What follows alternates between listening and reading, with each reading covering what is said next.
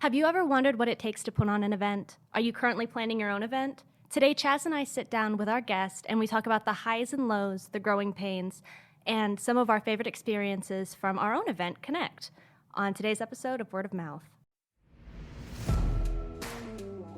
Get ready to improve your mindset, increase your skill set, and expand your network. Follow along as the CEO of Master Networks brings you over a decade of business networking experience. Welcome to Word of Mouth with Chaz Wilson. Let's talk about the field trip we went on yesterday. Oh, that was a lot of fun. I was exhausted afterwards, though. It was like 5 hours, 4 hours I know, we didn't leave until like 5:30. Yeah, so we're looking at Connect next year. Mm-hmm. So what most people don't understand is you have to plan at least a year out, sometimes 2 years out. So we're already looking at venues for Connect 2022. It sounds weird to say it, but yes, 2022. So talk about the field trip we went on yesterday. Well, we'd actually already been, Katie and I and Corey. So this was your first visit. So I feel like my opinions didn't change much. Yeah. It actually kind of reinforced what I had already been thinking. So for everyone listening, we went to visit the venues for potential Connect. So we went down to 2. Yeah, narrowed it down. Yep. And so your opinions didn't change? No. I mean, I feel like I have a better grasp on what we could do with some of the space that we looked at, but overall my opinion is still the same. So just real quick, for people listening who put on events and are thinking about putting on events, what were you there looking for? When we go tour these places, what are you looking for?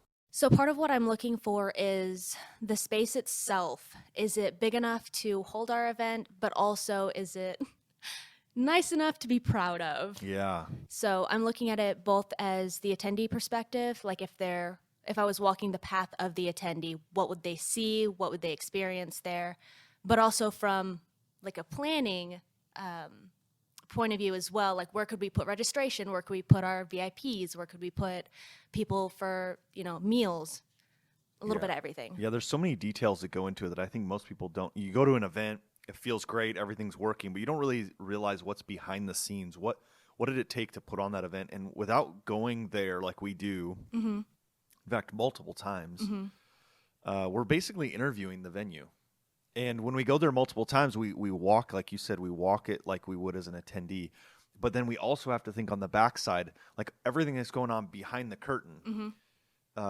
Is there a big distance from where we have kind of our holding room to where the venue, where the events are? Because if there's a long distance, that makes it hard for our staff back and forth, right? So there's all those kinds of things that we take into it. But I always think it's fun to watch the people who are, trying to sell us on the venue, right? Yeah.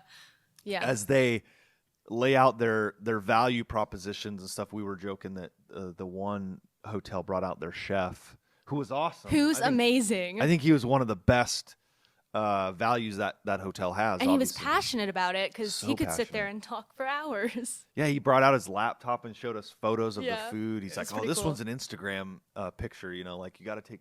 And then we walk up and they have this tray of chocolate-covered bacon. Yes. It was so good. And I was like, oh, man, I could almost book this hotel just for the chocolate-covered bacon. That's why they did it. Yeah, that was pretty good. So I think that leads us into a great conversation today as we talk about events and what it takes to put on amazing events. Yeah, let's welcome our guest on.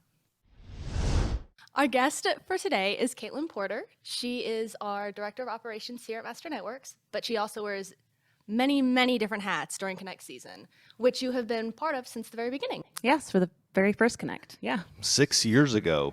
This will be, is this number 5? It's the 5th Connect, but with the cancellation of 2020. Exactly. So. It's been quite a ride for Connect. So what was the first Connect like? We're helping people understand what it means to put on events and all that stuff.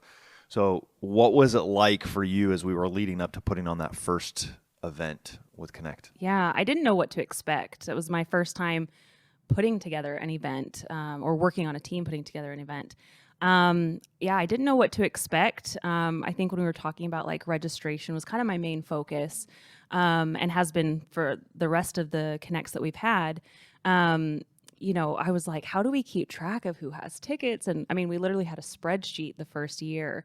And it was just really trying to create the best attendee experience. And so that was my main focus. And I didn't really attend many events either.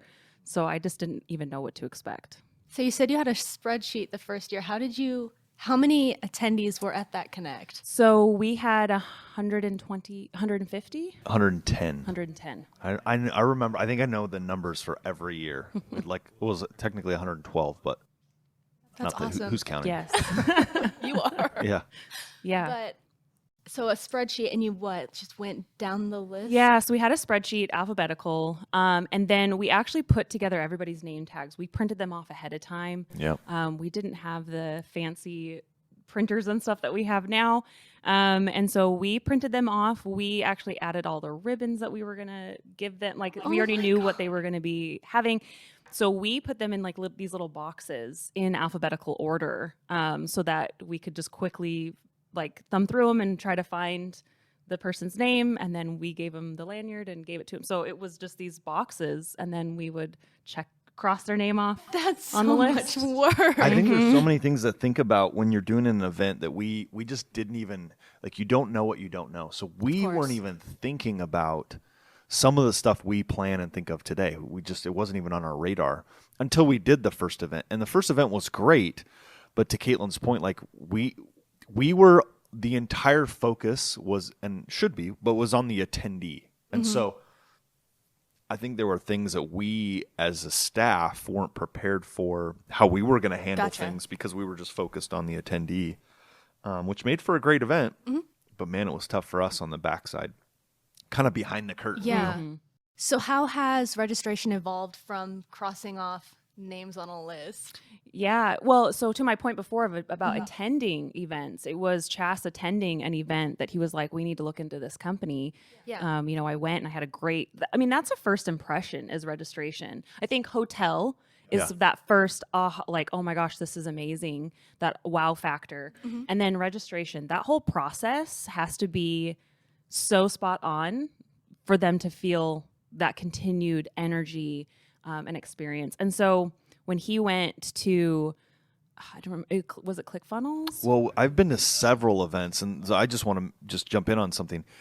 You know, when you want to look at your event like a business, just like anything, right? It's your business while you're there.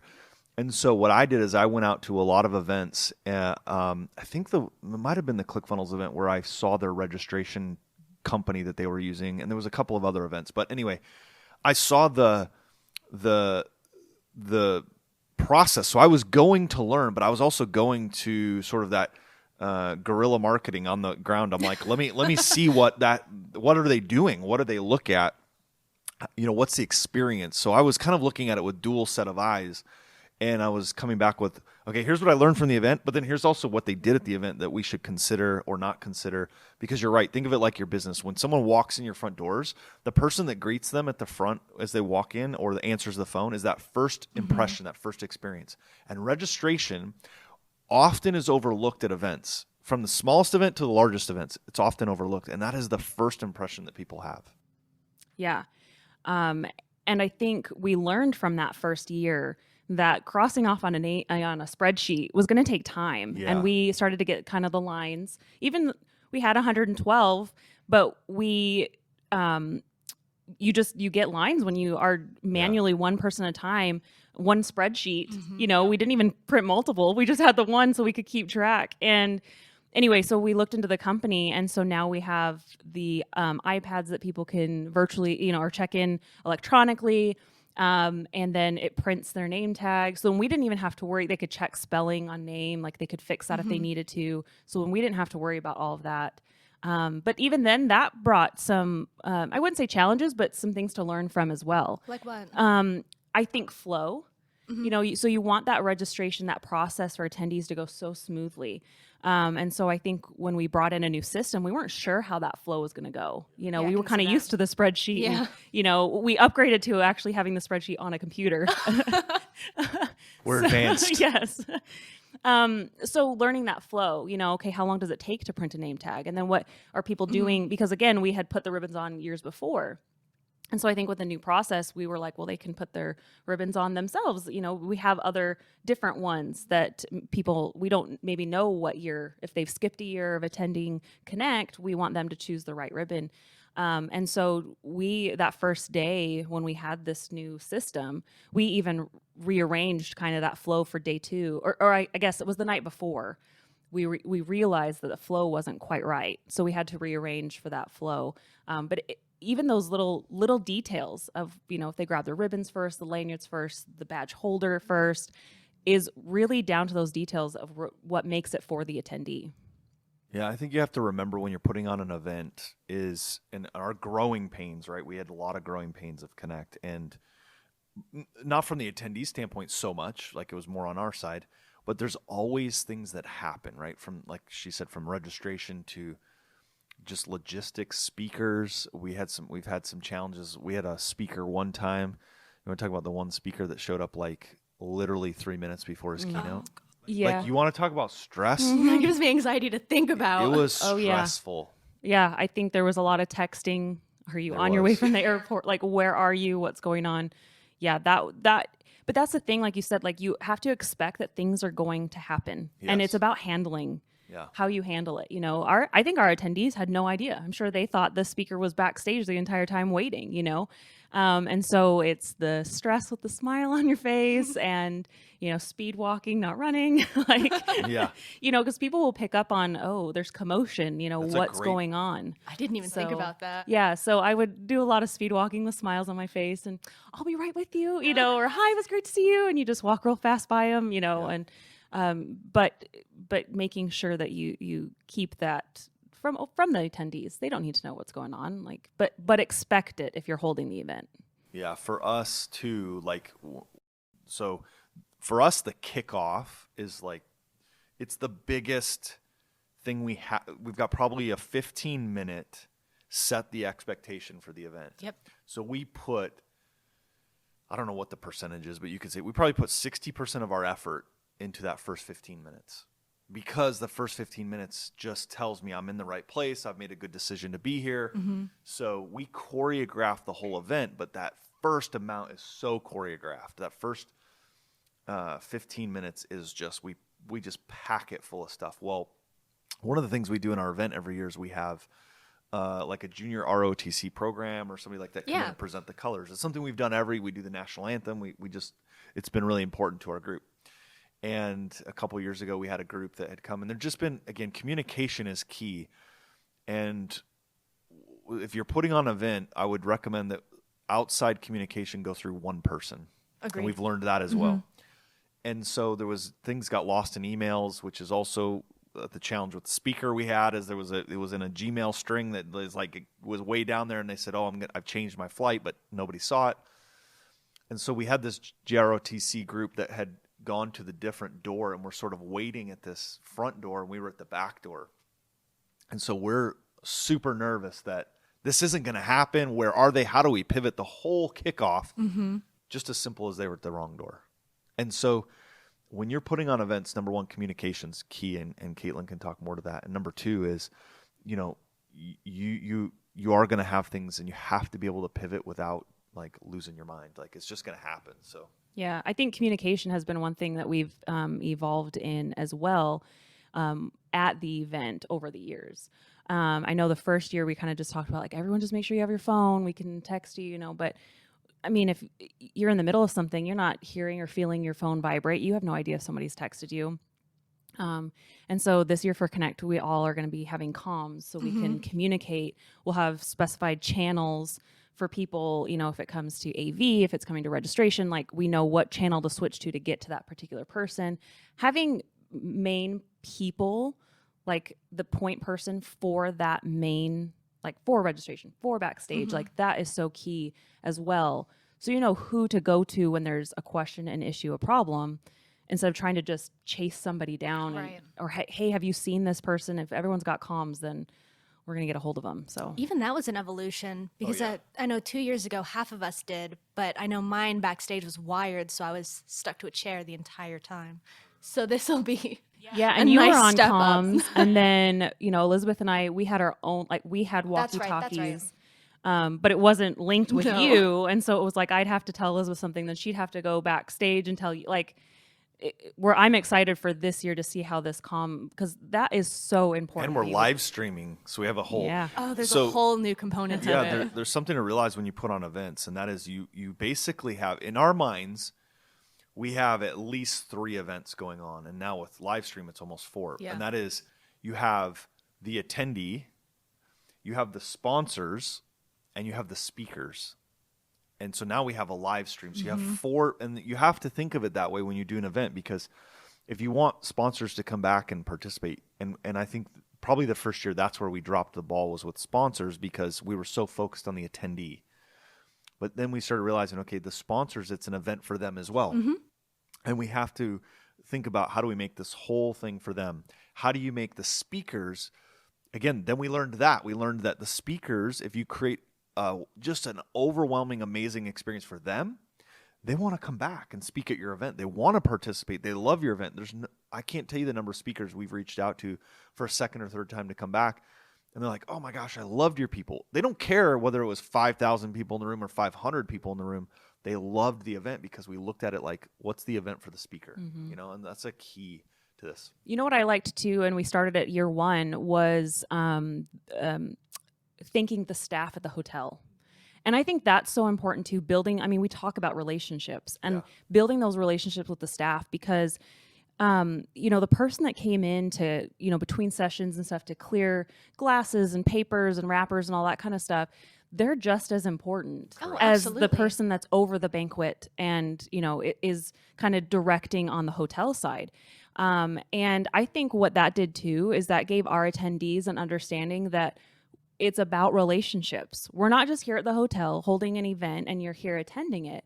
We're building a relationship with this hotel and all of these staff members, you know, learning their names and learning their background. Like, I still know some of the stories about some of the staff members, you know, who lived in a different country, came to America, and like have loved working. And what it does too is when we go back, they're like, oh, we're so excited to work your event. I'm so glad that we get to, you know, work your event, and it just creates a great experience for everyone then. This is really a key thing that Katelyn just talked about, and it really goes anywhere you go. But if you're doing, again, I can't stress enough, if it's an event of 30 people or 3,000, it doesn't really matter. The principle's still the same when you're building relationships. So we've done that at every event, even our leadership retreats. We've done that at these events. What's interesting is some of the hotels, I'm just going to tell you, the last few, the banquet person or the person that's over our event has almost blocked us. They've made it difficult for us to get in front of their staff and thank their staff, which has been an interesting component. But the very first time we did it, I had a manager come up. He's like, I've been in the hotel business for 15 years. I've never seen a group do that for the staff. We actually bring them in the room. We thank them. There's another key component. They will hustle for you. They will break their backs to make sure you have a great event. So it's definitely a win-win for us. That's not why we do it. Of course, we genuinely thank them. But we've had events where the hotels have been really great to work with and hotels who've not. And I want to have the audience hear some of the behind the scenes, like freak out moments that we've had where like it just could have blown up, but our team handled it really well. One of those was at the hotel, we had them setting up for sponsors. Do you remember that one? You want to talk about that? Oh yeah. So setting up tables for the sponsors. We set up, of course, the night before. Yeah. We're there. And you know, they're setting up the tables. And so you're not thinking like all the little details at that point. You're more focused on getting things set up. I mean, yes, details are important, but at that moment we were just seeing them setting up the tables. So we're getting registration, we're getting all that. And it was like sponsors started to come in that night before to set up. And they were like, oh, linens haven't been put on the table. And we're like, oh. Like a table skirt. Yeah, like a table skirt. And, you know, and we're like, oh, okay, yeah, let us get, you know, the management. And they're like, oh, well, we don't have linens Yeah, for they're the like, we don't tables. do that.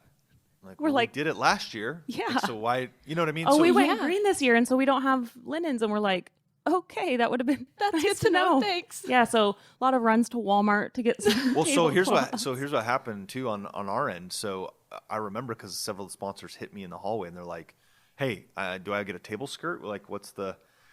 I'm like, "Well, hold on a second." So I went and found Sarah, who was our contact person at that time on our team, who was handling all that. And so she started talking to the banquet manager, and they go, "Yeah, we don't have table skirts. We don't do that."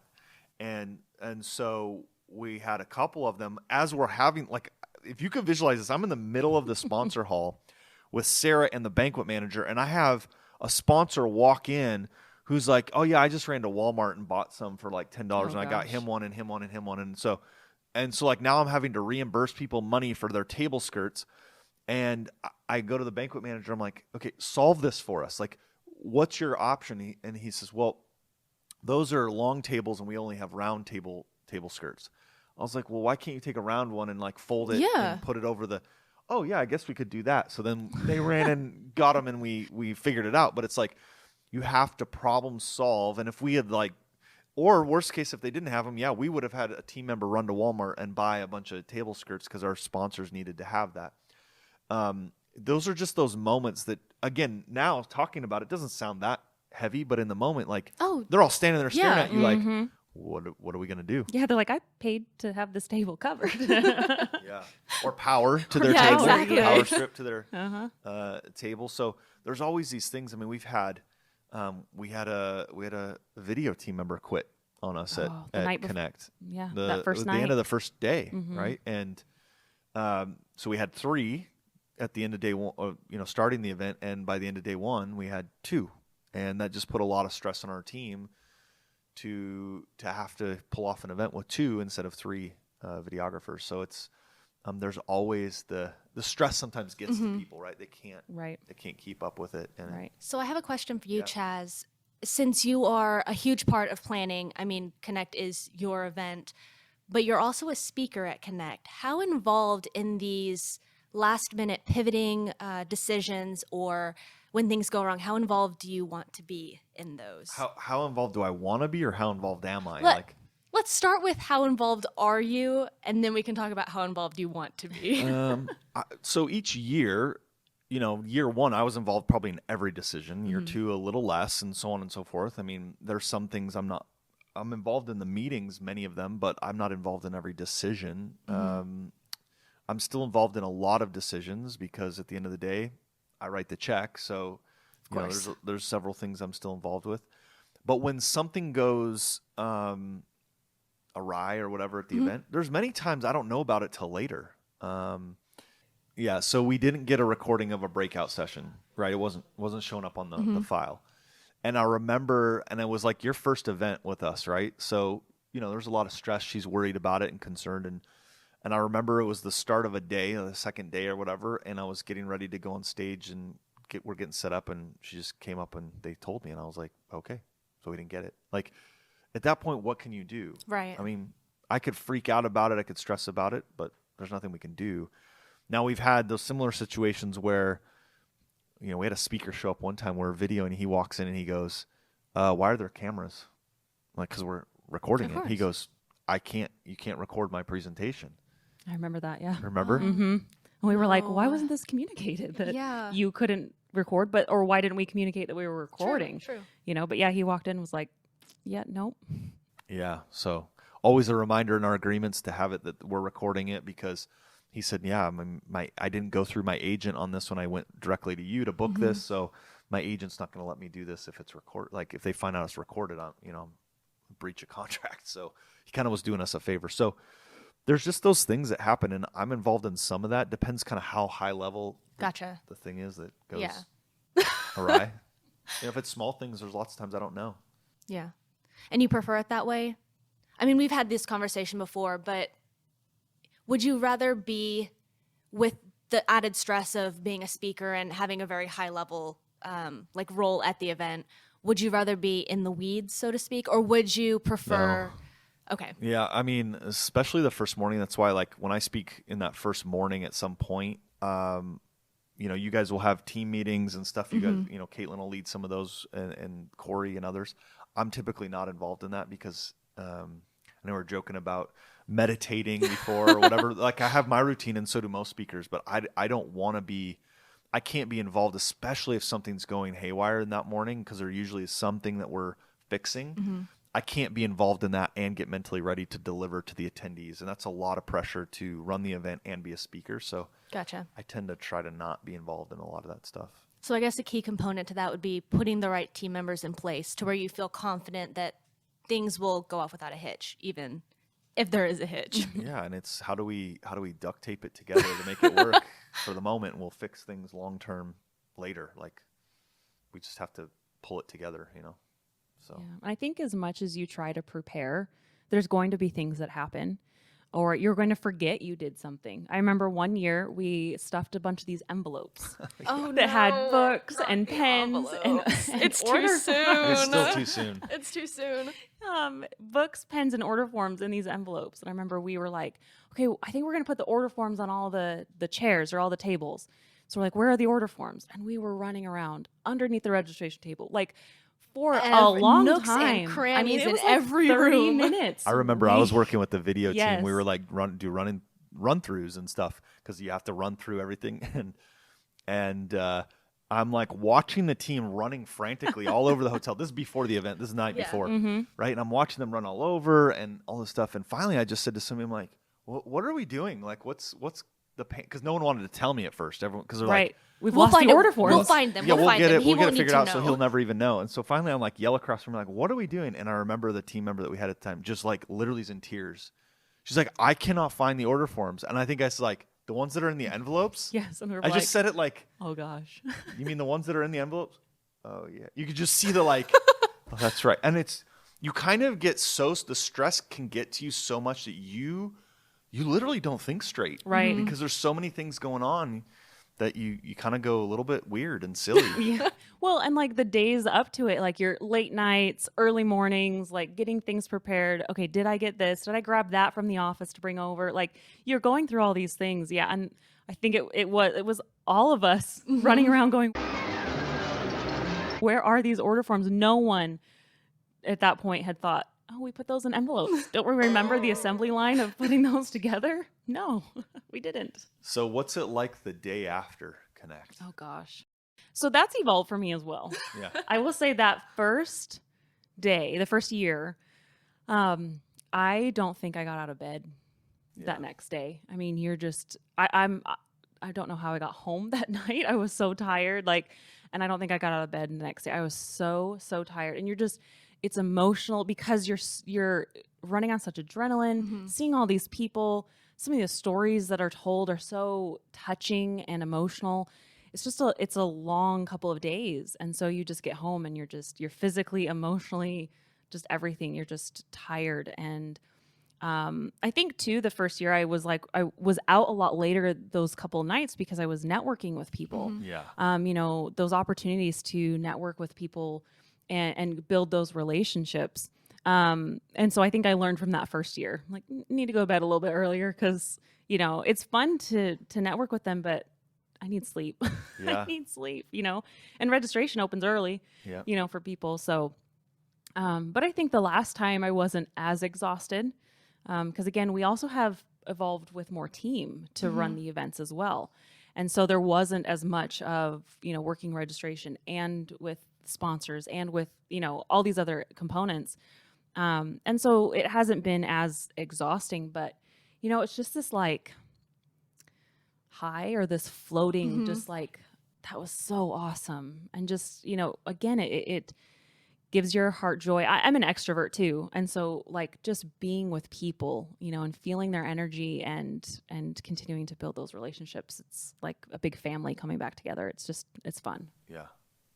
I know for me, one of them was my birthday. So many of them have been around my birthday. One, my birthday was during Connect. One was, I remember, I think it was the last one we did. My birthday was the next day, it was on a Sunday after the event. And I spent my entire birthday, which was fine.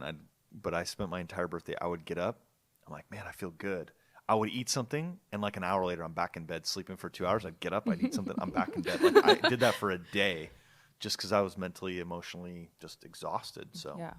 So I think that's a good thing to think too, is like be prepared mentally, emotionally, like resting up for the event. yeah. I know I have been like exercising more, like trying to get in better shape because man, you're running and walking all day long. Yep. But yeah. I mean, all those little things about your own emotional state of being or how tired you are affect the attendee experience as well. So yeah. 100%. In fact, I have to remind our team and myself to stay hydrated. Yes. We've had yeah. team members get dehydrated because Yeah. they're not focused on even drinking water during the event. They're just running, doing their job, and they're like, "It's been 8 hours. I didn't drink anything yet." It's like, guys, And gotta eat. eat And eat. We have lunch. Go eat. Like, Yeah, that's something You we can take a provided for the 15-minute team break. because the first 2 years we didn't, and then they weren't eating lunch, and we found out by 6 p.m. they're exhausted and their bodies are shutting down because they haven't had fuel. So there's just things we've learned over the years that we have to take care of our team. So we have our team, we have the speakers, we have the sponsors, we have the attendees, we have all these little mini events kind of going into one, and it's just been growing pains that we've overcome. Listen, that's been an awesome thing for you to share for us. Was there any kind of was there anything that like your favorite moment or like your biggest freak out thing of Connect that you Gosh, my favorite so far, man, on the spot. So I actually hadn't heard of Chad Hymas before he came and spoke at our event. And so that first year, I was like, oh gosh, I gotta go see people. Like, he's done and I'm like bawling and my makeup's running and I'm like, now I have to go smile and be at registration for people. And he's just such an inspiration. And that's why I've enjoyed him coming back, for the years that we've had him. And, I really enjoyed that. Biggest freak out. Well, order forms was definitely a big freak out. I remember one year we thought we had the whole space the entire time. They told us, but they brought in like a church This is group one of or my something. favorites. No. This is one of my What? favorites. Yeah, I don't think I've heard this. They brought in Yes. like a church group, and they were only like booked for like a couple of hours or something in one of our breakout rooms when we weren't using it. But they like reset everything, and then we couldn't find the laptop that they took out of there. And I remember that was a freak out moment when we realized, because we were like going into the rooms to make sure everything was set up for the breakouts, and they had reset the room, but our laptop was missing. Like some of our signage had been pulled out and stuff. And I was just like, oh gosh, now we have to find this laptop. Like we have no idea. That and we were thumping the music in the main room. That's right. Because the energy, right? People walk in the room. And Yeah. the hotel lady comes up to Sarah and I, and she's like, we have a group in this room next to us that they really need the music turned down. I'm like, oh no, it isn't happening. In fact, I think I even said to somebody like, go turn it up. Yeah. Because that's your fault. We've had this thing planned for over a Right. year. You put somebody in that room right next to us when you told us we had the whole space. So they tried to make a few extra bucks and put a group in there. That's not my problem, not my fault. So I told our team to turn up the music. We did. We turned it up. Yeah. So That's funny. I just want to add one other quick thing, because it's also one of my favorite moments and a kind of a freak out at the same time.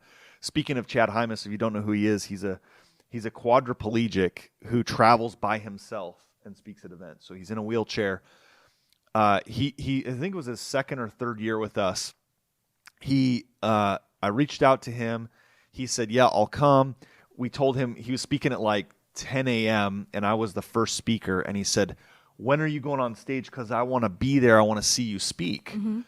And if you don't know, but Chad Hymas is also in the National Speakers Hall of Fame. I mean, this guy's one of the best speakers in the world. So I was honored the fact that he would want to come see me on stage speak. Yeah. So I remember that kind of pressure getting on stage, going, I'm going to hear from feedback from him. And I remember looking at the doors thinking, okay, I can see back there and I don't see him in the room. And I'm in my session. I'm speaking for about 90 minutes. And at about the 15 mark of finish, I'm getting the 15 minute to wrap up, I see him wheel in the back. And I remember thinking that's kind of strange that he showed up at the end. I go back, we have a break. We purposely had a break to give him time to get set up on stage because he needs a little extra time. We'd added a ramp so he could get on there, all that stuff. He doesn't say a word to me. He just says, "Hey, sorry, I'm late." He gets on stage, and it's not till he's on stage that he tells us what happened. And what happened is he keeps his cell phone by his bed so he can call his wife every morning and his kids. And he went to grab his cell phone. Like, again, he needs help in the morning. And so he went, he basically has use of his arms, and he went to try to grab his cell phone, and he knocked it to the floor. Or it was, I'm sorry, he didn't plug it in. It was Yeah, dead. it was dead. Yeah. It was dead, so it wasn't charged. So he went to grab the phone of the hotel to call down to ask somebody to help him, and he dropped the phone to the floor. So what you have to understand is this is a completely helpless situation for a man in his position, in his state. And so he tried to get to the phone, and he ended up falling out of bed.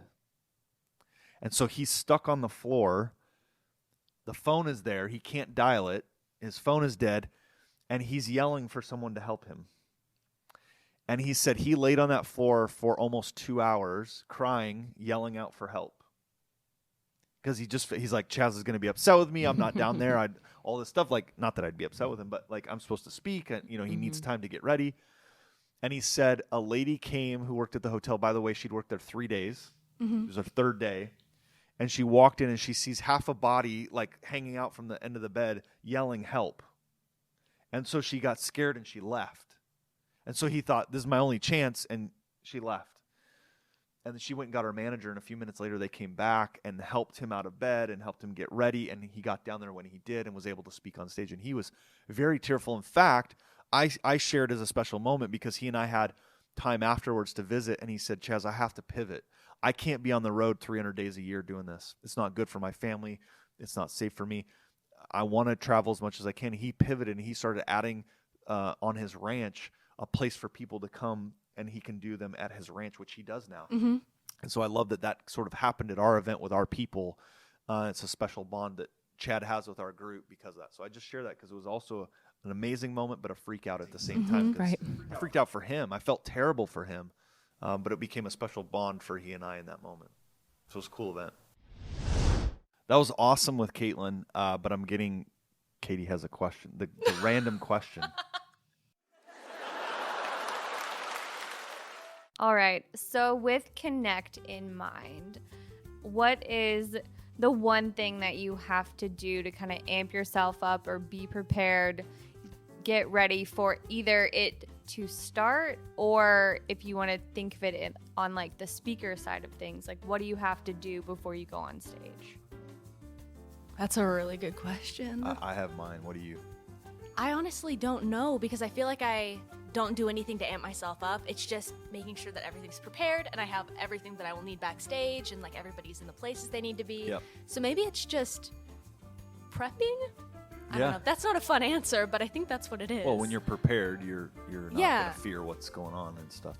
Yeah. I have a very strict routine the mornings of Connect, which makes it hard, I know, for the team a little bit, which is why I try to leverage everything out those days. Mm-hmm. But I keep a very similar routine to what I normally do. So I go to the gym in the morning at the hotel.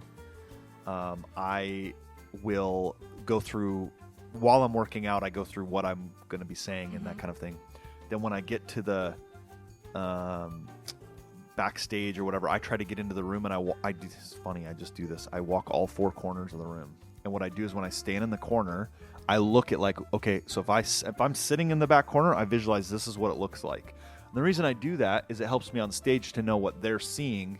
In my mind, I know what they're seeing. That's a really good idea, actually. Right? And so I do the four corners of the room, kind of the back two corners and then the front up front. I do that. And then I personally try to go connect at that point with 2 or 3 people because I don't like to go on stage cold without having conversations. I want to feel an energy from somebody who's there. Mm-hmm. I try not to walk the hallways because then I get into too many conversations. I just try to connect with 2 or 3 people. I'll pull them aside. How are things? Are you excited for today? Yep. Tell me about what's going on. And then I'm ready. Like after that, I'm good. But I do stick to that every time. And I try to not know what else is going on. That's the chaos in the hallways of, like, hey, this camera isn't working or this mic isn't working or whatever. I try to avoid that. I don't want to hear it. 'Cause I need to be ready to go. So that's what I do. It was really interesting to hear from Katelyn, who has 5 years of experience with Connect and not a lot of prior history running events beforehand. And the evolution of the event from 5 years ago to today, minus last year where we didn't have it. And I feel like for the most part, while things have changed, most of everything has stayed the same. We still focus on the same things. We still look for the same things when we go to the hotel. So I just thought that was very interesting. Yeah, I mean, at the end of the day, we still put the attendee first. Right? We're still putting the attendee first. We're still trying to make sure it's a great experience for them. How can we keep? I mean, I think the hard part is really how do you keep leveling up every year? Right? How do you Agreed. keep over delivering on everything every year? And fortunately, we've been able to do that. We've been able to keep making it a better event. I'm excited about what we're looking for even next year. Some of the things that we're leveling up for next year, but. I mean, there's no question there's been some growing pains, but at the end of the day, we always put the attendee first. And one of the things I thought was very interesting that she said was her focus on wanting to connect with people at the event and to network and spend time with the attendees. But that's also something we look for when we tour spaces, like we were talking about in the very beginning of the episode, is Connect attendees connecting with each other. Yeah. So spaces to network, and I feel like that is the biggest part of our event. Yeah, I'm not sure our attendees even sort of consciously realize the things that we've put in place. Like we did the ice cream social so that we could put them in a venue Yes. where they could network, have, ice cream and come together with our sponsors. That was a, win-win all the way around. But we put a lot of thought into the choreography of where we're going to put people in what space, in what Right. way, so that they can network and come together. Because for me, networking at events has been so powerful. And so we want our attendees to have that same opportunity. Now I'm super amped up for next year. I can't wait. It'll be here before we know it. Right. Next week on Word of Mouth. Getting those like jitters out ahead of time, like because Yeah. it's intimidating to walk into a room that you've never been in before and not knowing what to expect. I think it's not so much the event itself, like, oh, this company's events are better than the others. I think there's some things that I learned over time. At an event, there's no after hours because you're with people the whole time.